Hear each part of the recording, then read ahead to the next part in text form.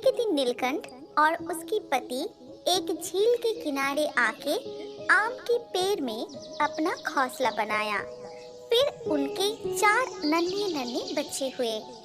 तभी नीलकंठ के पति ने कहा, मैं बच्चों के लिए खाना लाने जा रहा हूँ। तुम बच्चों का ख्याल रखना। अगर मुझे आने में देर भी हुए फिर भी तुम उस झील में मछली शिकार करने मत जाना।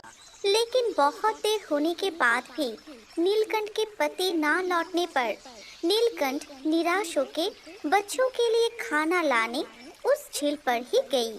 लेकिन वो झील से जब मछली पकड़ रही थी तभी अचानक इतने घने बादल कहाँ से आ गए। चारों तरफ अंधेरा छाने लगी और पानी में इतनी हलचल क्यों मच गई। ये हो क्या रहा है।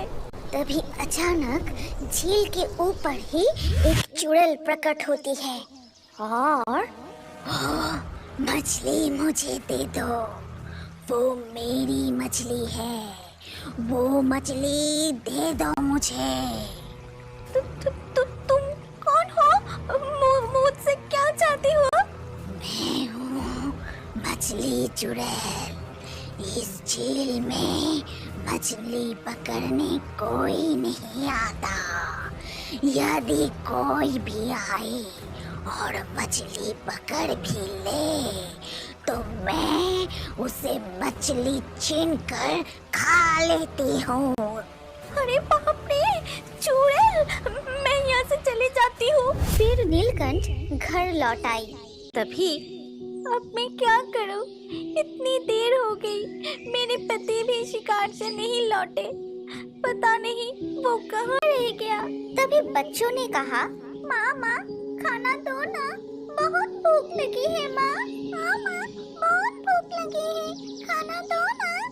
नहीं, मैं नहीं डरूंगी। मुझे बच्चों के लिए खाना लाना ही होगा। फिर से नीलकंठ वहाँ जाती है और मछली पकड़ने लगती है। मैं जल्दी से मछली पकड़ के चली जाती हूँ, नहीं तो वो चुड़ैल फिर से आ जाएगी।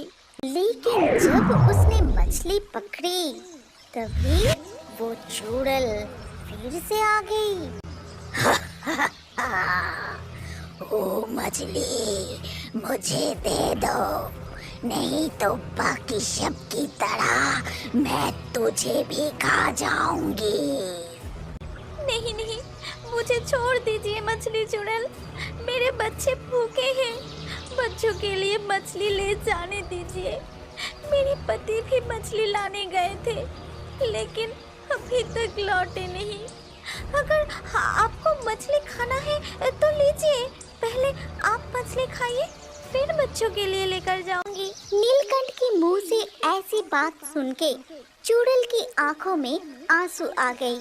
फिर इससे पहले कोई मुझे कभी भी इस तरह मछली नहीं खिलाई।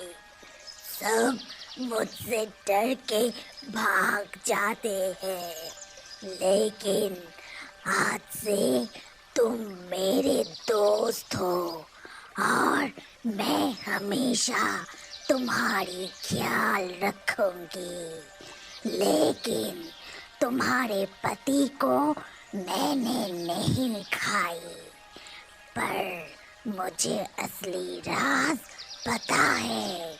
मेरे पति के साथ क्या हुआ मछली चुड़ैल? तभी मछली चुड़ैल नीलकंठ को पूरी घटना बताई। तुम्हारे पति जब नदी किनारे बैठकर मछली ढूंढ रही थी तभी किंग कोबरा पीछे से आके तुम्हारे पति को निगल लिया। ये सुनकर नीलकंठ बहुत रोने लगी। फिर वो रोते रोते अपने घोंसले की तरफ चली गई। इसके कुछ दिन बाद जब नीलकंठ सो रही थी तभी वहाँ किंग कोबरा आता है। अरे वाह, नीलकंठ और बच्चे सो रहे हैं। मैं चुपके से जाके पहले नीलकंठ फिर बच्चों को मारूंगा और पेट भर के खाऊंगा। फिर किंग कोबरा नीलकंठ को काटने जाता है।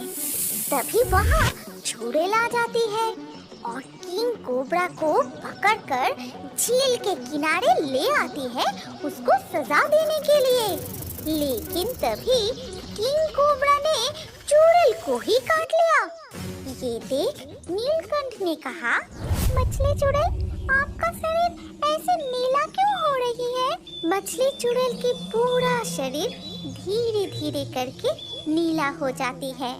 फिर वो एक सुंदर सी जलपरी बन जाती है और झील के पानी में तैरने लगती है। ये देख झील के किनारे से नीलकंठ ने कहा, क्या आप चुड़ैल नहीं हो, एक जलपरी हो? मैं हूँ नीला जलपरी। झील के अंदर ही मेरा घर था। तभी मुझे मछली खाना बहुत पसंद था और मैं लालच करके जरूरत से ज्यादा मछली खाती थी। तभी एक दिन जलदीप ने मुझे श्राप दी। देखो नीला जलपरी, तुम बहुत ही लालची होती जा रही हो। तुम्हें इतना मना करने के बाद भी तुम जरूरत से ज्यादा मछली खा रही हो, जो हमारे नीति के विरोध है।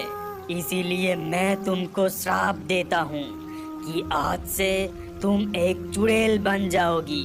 और मैं मछली चुड़ैल बन गई। मछली खाने के लिए तड़पती रही, लेकिन सांप के कटने से जहर के कारण मैं फिर से नीला हो गई। और तुम्हारी मदद करते समय ऐसा होने पर मुझे मुक्ति मिल गई। अब मैं फिर से जलपरी के रूप में पानी में रह पाऊंगी। इसके बाद नीला जलपरी पानी में चली जाती है, लेकिन नीलकंठ की हर मुसीबत में उसकी साथ देती रहती